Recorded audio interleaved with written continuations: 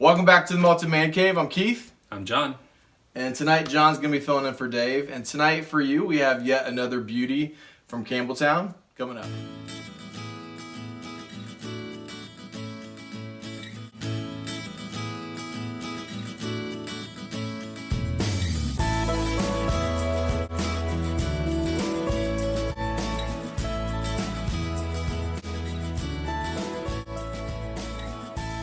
All right, so we're back, and today we're going to be doing Hazelburn 13 Oloroso.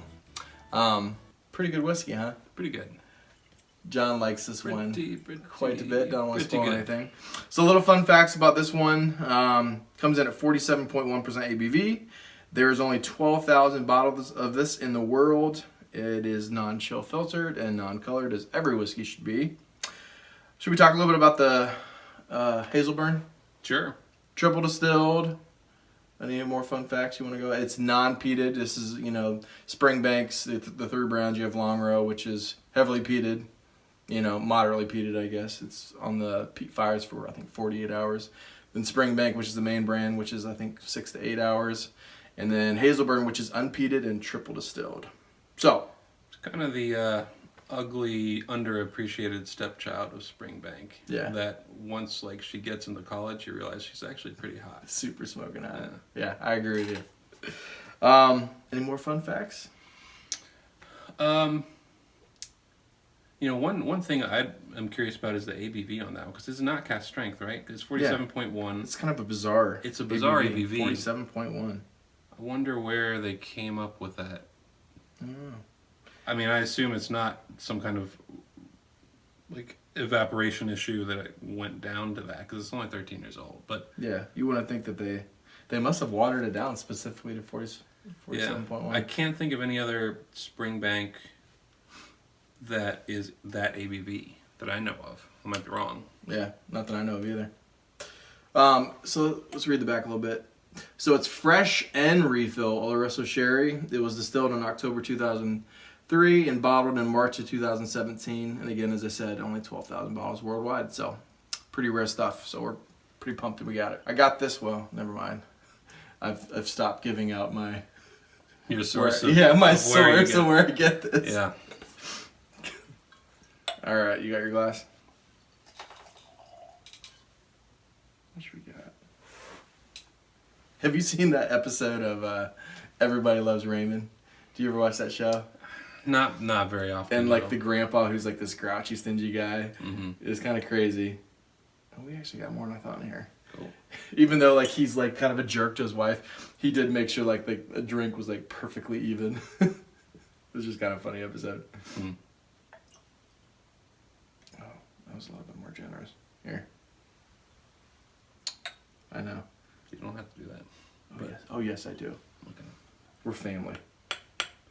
We've had some freaking amazing whiskeys this weekend. So we actually just got back. We met he lives in Nashville, and I drove down and met him kind of halfway at Buffalo Trace, and then we went to Wild Turkey, and then we drove back last night.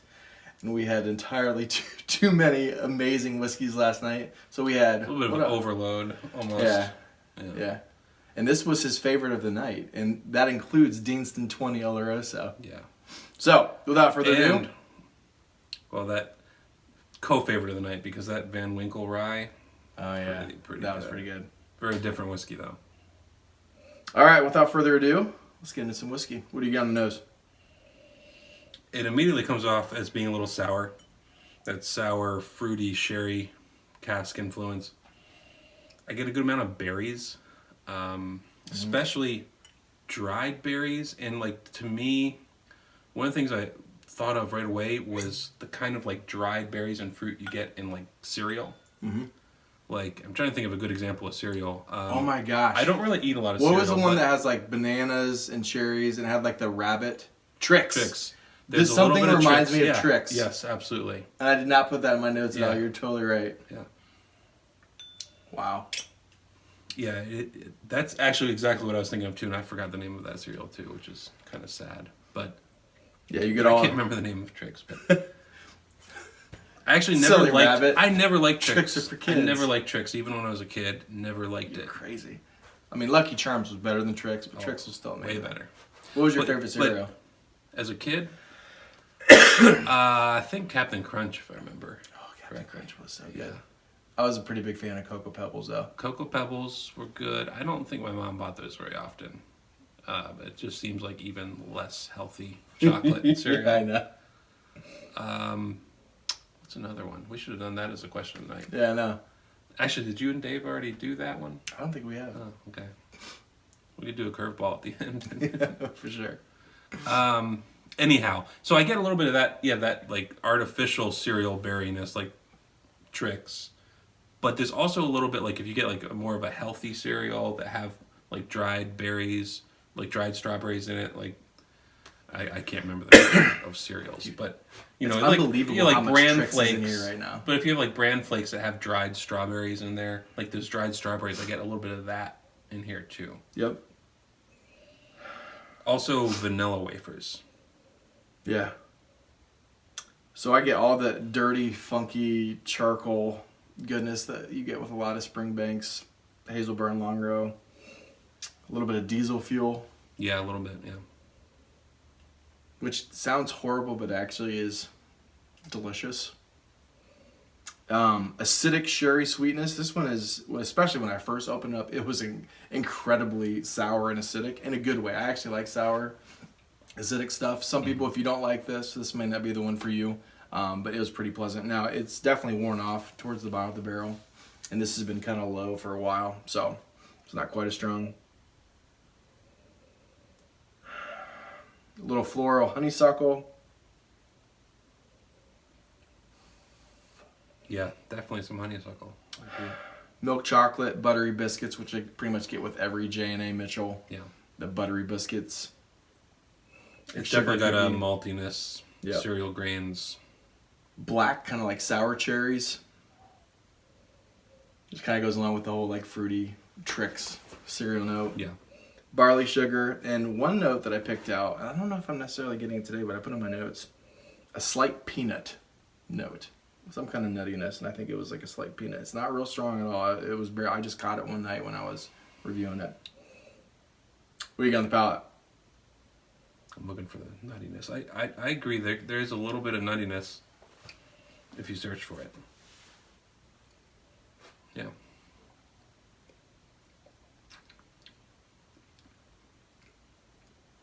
It's very malty and rich.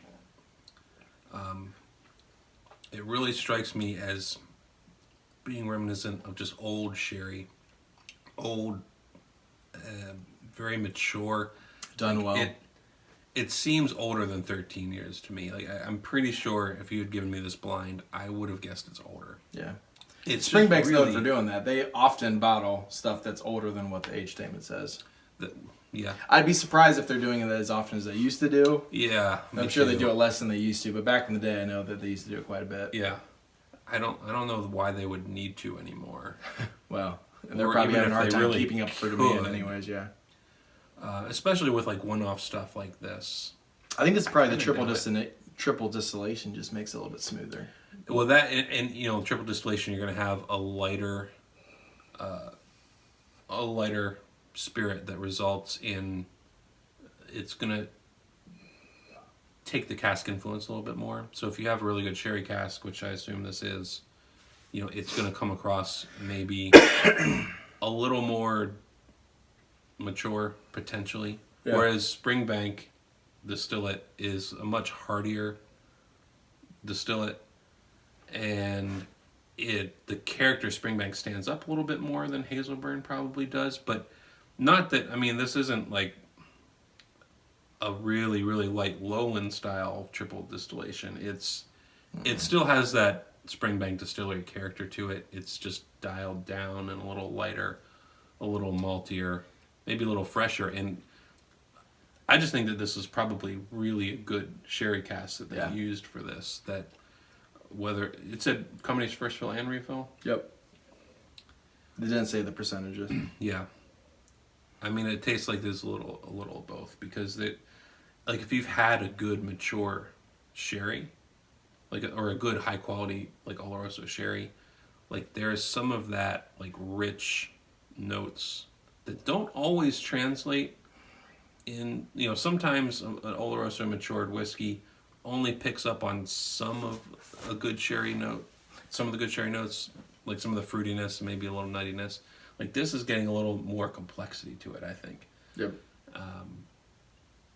Anyway, it's still a little sour like the nose. I think the nose is a little more sour than the palate, but cherries, tropical fruits. I get a good amount of tropical fruits. Peach cobbler.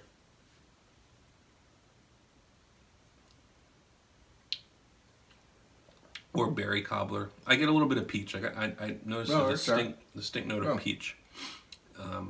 Dude, the fruit flies are coming out. Yeah, it's attracting them. The peach cobbler. The back end of the palate really develops a lot of chocolate. Like I didn't notice chocolate immediately on this, and I know you mentioned it in the nose. I didn't pick it up a whole lot in the nose, but the back end of the palate, like that milk chocolate, really comes out for me. It's definitely not strong milk chocolate. It's more subtle. Yeah, it is. But on the back end of the palate, I get quite a bit of it into the finish, and that and almost like some kind of like baked goods, like maybe like chocolate chip pancakes or something like that. Yeah. Or a chocolate chip muffin. That's probably a better description. Chocolate chip muffin. So again, I get all that charcoal, funky, slight diesel fuel. Does it almost trick you? For me, Hazelburn, obviously I know there's no peat, but whenever you get kind of like that briny, salty, and then all that funky, it like tricks me into thinking there's a little bit of peat. No. No? I mean, sometimes Kalila not does really that, peat. like the unpeated. Every once in a while, it kind of tricks me a little bit. Obviously, I wouldn't say it tricks me into peat. It does. There is that little bit of tar that almost reminds you of an Ardbeg, because like when I think of tar and those types of notes, charcoal and soot and whatnot, motor oil, I think of Ardbeg because that's like your prototypical Ardbeg characteristics. And other Islay and other peated whiskeys have those too, but I think Ardbeg is the one that really is what you think of when you think of those type of notes. And there is just that little bit of it in here, which makes it really interesting. But it's like, I don't, and so I can see how you associate it with peat, but it doesn't necessarily come across like. No, I'm not saying it's like hard. I'm saying like four ppms. Yeah, just like a slight, just which because there very well could when be. your mind associates all these other flavor profiles, sure, you normally associate a little bit of peat to it. Yeah, obviously it's it's not there, but I don't get smokiness from it personally. No, it's more the sootiness. The sootiness, yeah. All right, so again all that funky charcoal soot. The sherry, especially when I first opened this up, it was incredibly balsamic vinaigrette, and I thought that it was very pleasant. Like I really enjoyed that. I haven't really had that. Only like one or two other whiskeys have I had the balsamic vinaigrette, and it was really unique and really good. Those fruit flies, man, where'd they come from? Thanks for ruining the review. They're attracted to this delicious fruity whiskey. Black sour cherries, again honeysuckle. This time on the palate, I didn't get this on the nose, but like strawberry jam a little bit. Yeah. I didn't put this on my notes, but now that Trix, definitely that Trix cereal with all those different like berries. A little bit of milk chocolatiness.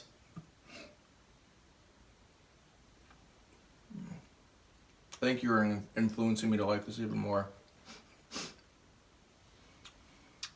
I think one of the reasons I like it is it has some characteristics of some of the better whiskeys I've ever had that are some older. Well, it slightly reminds me of that Mortlock 23-year-old, which I let you try when we were on Hilton Head. Oh yeah, that good. Is probably my favorite whiskey of all time. It was I forgot about that. Independently bottled Mortlock 23-year-old aged in sherry from Blackadder.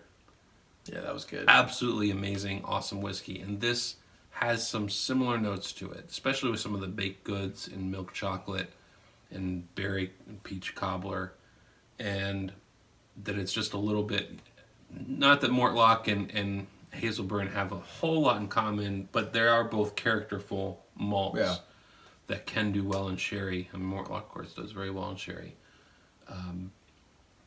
but it's almost like a lighter version of that Mortlock. Some of the notes that I loved about that Mortlock I'm finding in this whiskey, and I don't find some of those notes super often. Yeah. And then lastly, I get a little bit of, again, the buttery biscuits that I typically get with every Springbank, Hazelburn, Long Row, and then again that little slight nuttiness peanut note. It's barely there. It's just barely there. Really good stuff. What about the finish? For me, the milk chocolate really carries into the finish, and it's bigger in the finish than it is in the palate for me. Again, berries for sure, dried berries. Again, that cereal note. Vanilla wafers again, which I mentioned on the nose. I didn't as much notice it on the palate, but it kind of comes back on the finish. And it is a little biscuity. It's fairly long. I'd be curious to know what type of barley they use for this. We had I bought Springbank 10 local barley, and that is delicious. Very, very good. Yeah, delicious. I think they use Belgravia for that one. I wish that they would say that more often. You know, one thing I will say about is, as much as I love Springbank, and they give you a decent amount of information on the label, but I wish they'd give you a little bit more. Yeah. Like, there are some basic facts that I wish every whiskey maker put on the label that Springbank does do, but then they don't really go a whole lot above and beyond that. Like, they won't always talk a whole lot about the casks used, or... I think we hold them up to a higher standard. Obviously, they do a better job than most people. Yeah. They say non-colored, non-chill filtered, but...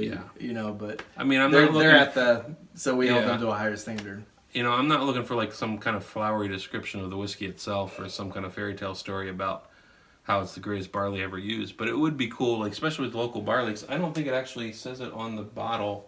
Like what Brook Laddie does on their website. Yeah. With, like, literally every single cask. Yeah. Yeah. And not that even those strains of barley really mean anything to me, because I don't know what they are other than reading about them. But it is interesting to know. Yeah. So for me, the finish... Are you done with the finish? For now.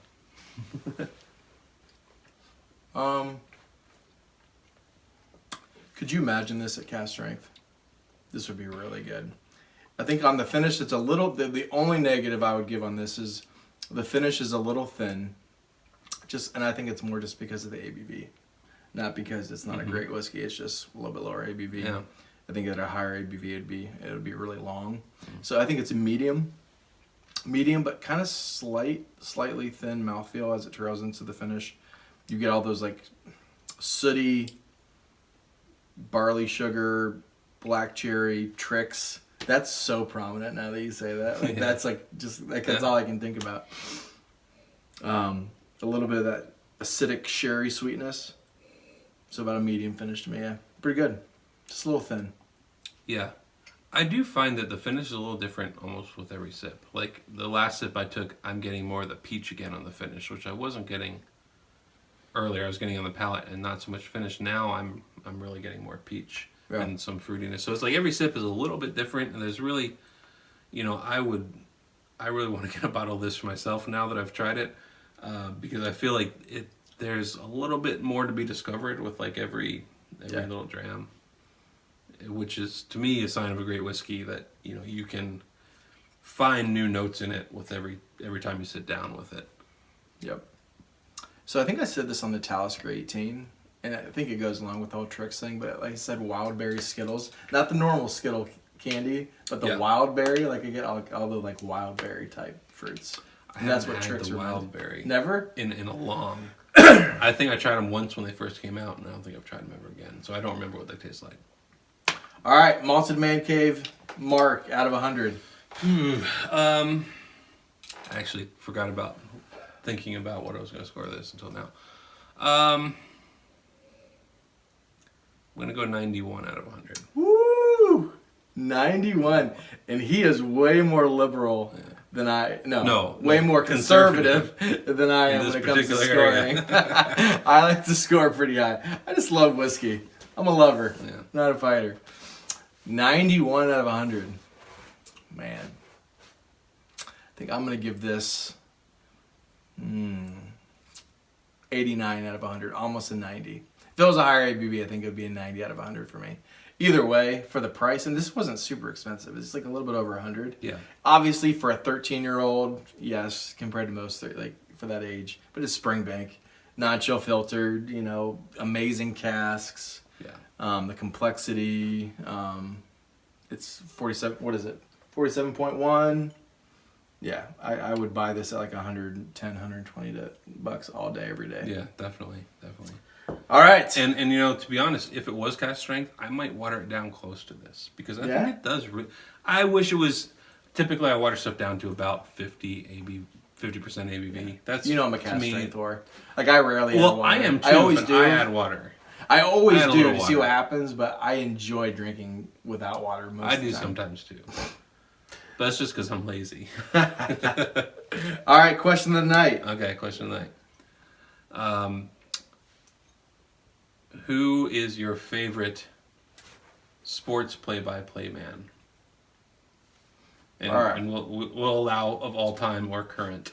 So this was a tough one for me. And actually, any sport, not specifically. Could be any sport.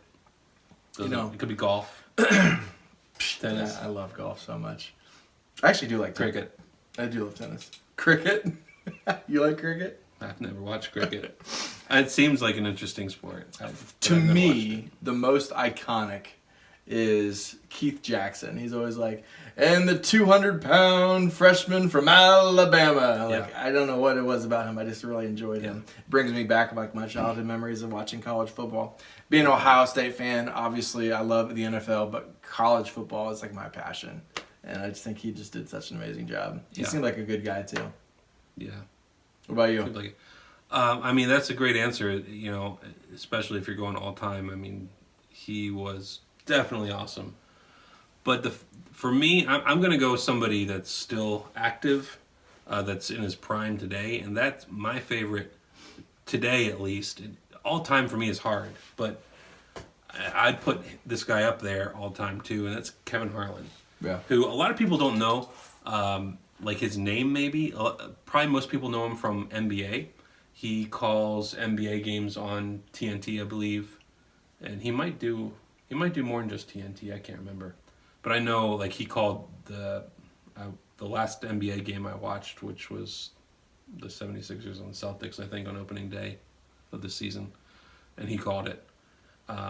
But he's really good at basketball play-by-play. But what I really love about him is his NFL radio calls. He is the main NFL radio guy, so you won't hear him on Fox or any ESPN or whatever, unfortunately, because he's way better, I think, than any of the guys that are on TV. But if you're ever like driving and listening to an NFL game on NFL radio, he's the main guy that does those games. He does like the marquee game and like the Monday night game or whatever.